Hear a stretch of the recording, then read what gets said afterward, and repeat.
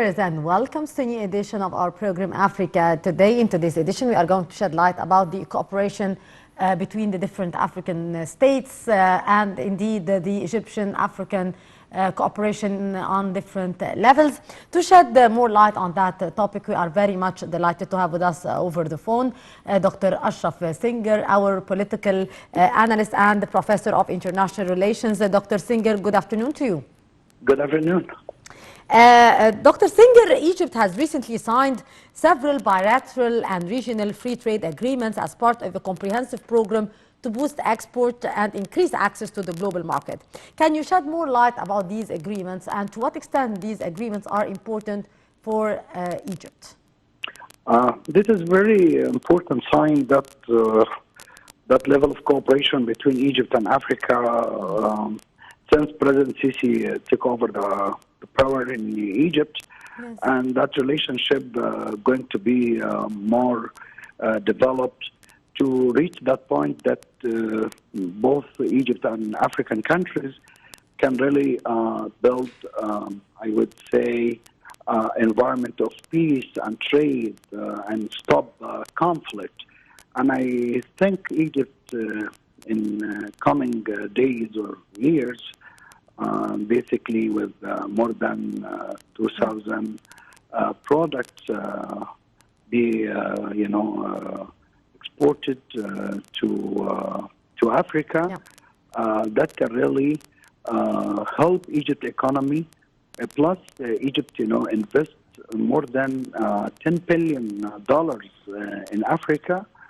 And of course, Africa is still interested in Egypt market. Yes. Of course, their amount of money is not really equal that Egypt, about $3 billion, which means that Egypt really think about, getting more signs of agreements for trade, can increase the volume of trade over time. That can really help, putting and supporting that relationship over time.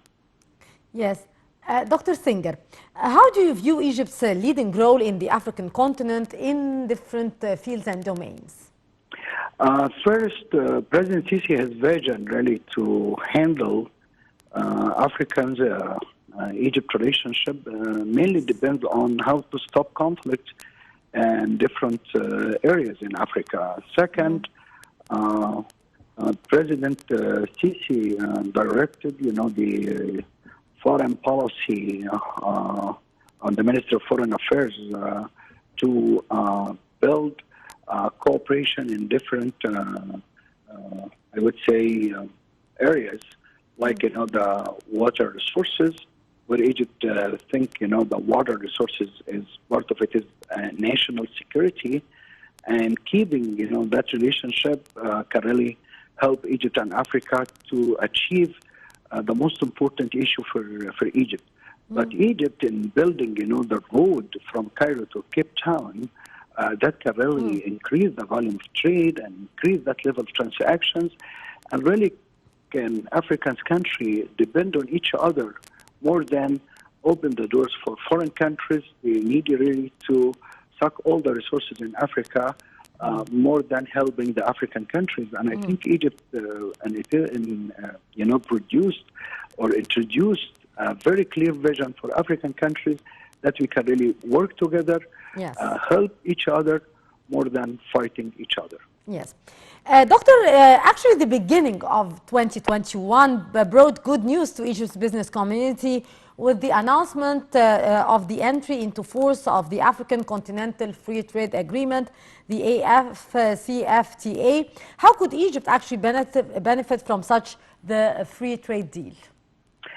Egypt, think one of the significant role to be a bridge between Arab countries, oil countries, European countries, that can really support Africa in different levels.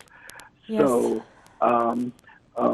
China, for example, when, that Chinese, give kind of assessment, how really we can really tackling, the trade and open some free trade with the African countries, they consider Egypt one of the main players that can really help China doing that. The most important, that legacy of Egypt in terms of bureaucracy, in terms of handling, the international, cooperations, can really give all that kind of technical efforts to the African countries that can really think rationally how really we can really build a nice way to deal with China, Japan, America, or United States, Europe, that can really, both of these guys, when they come, in terms of international conference in Africa or through the African Union or in new groups of economic groups in Africa, all of these things can really give, Africa like a nice way to see it itself as a golden time or golden age for their people and their population, so they can really achieve prosperity over time. I think Egypt really think it is part of Africa more than part of Europe or Asia. Yes.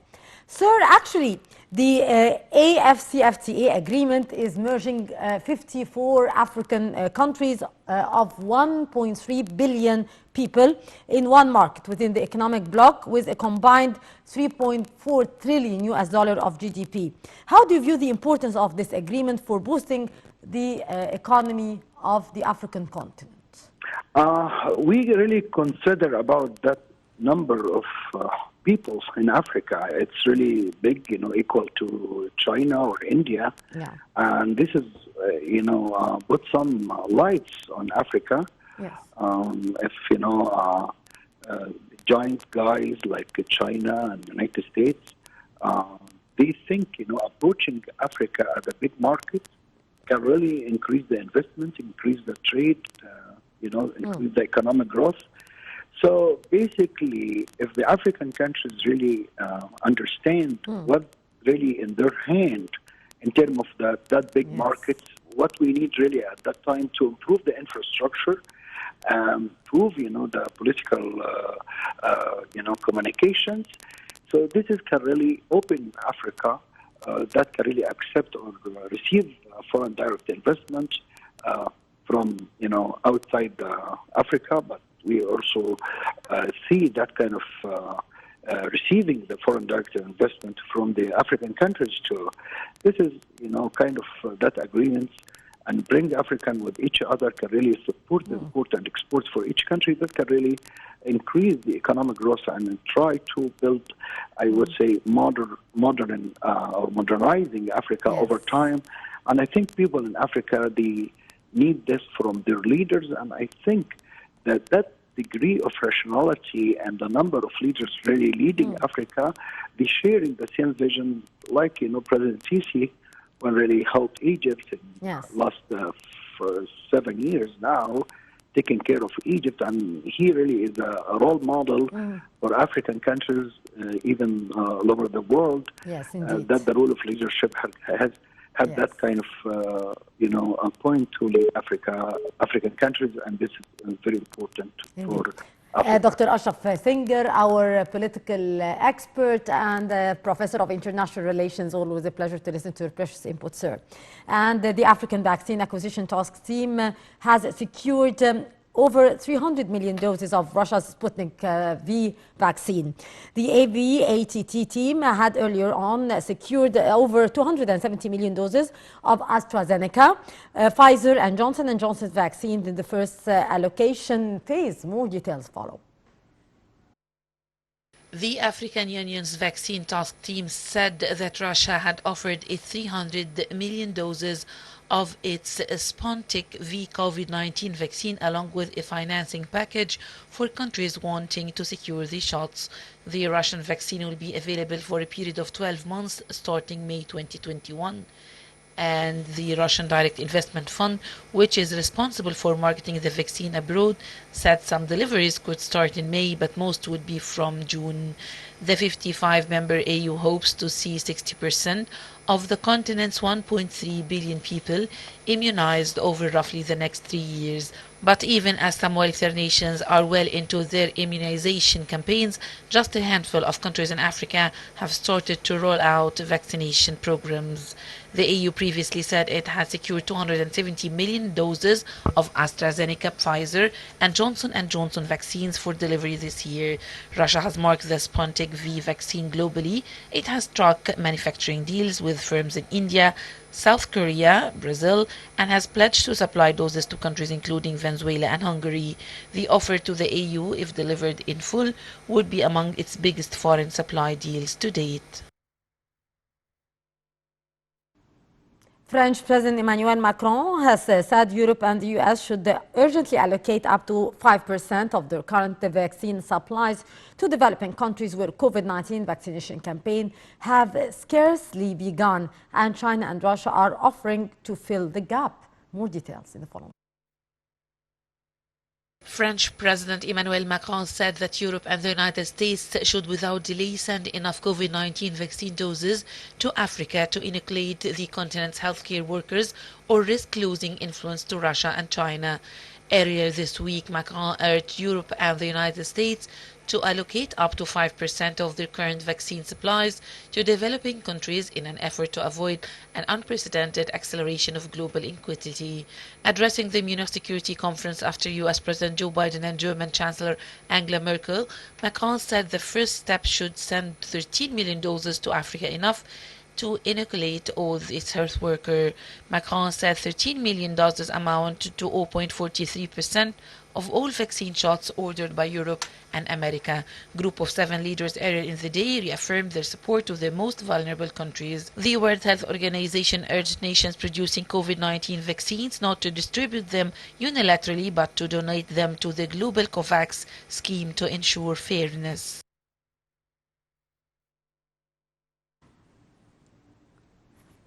And the United Nations Commission announced that the scale of violence in South Sudan is a lot worse than during the country's 5-year civil war.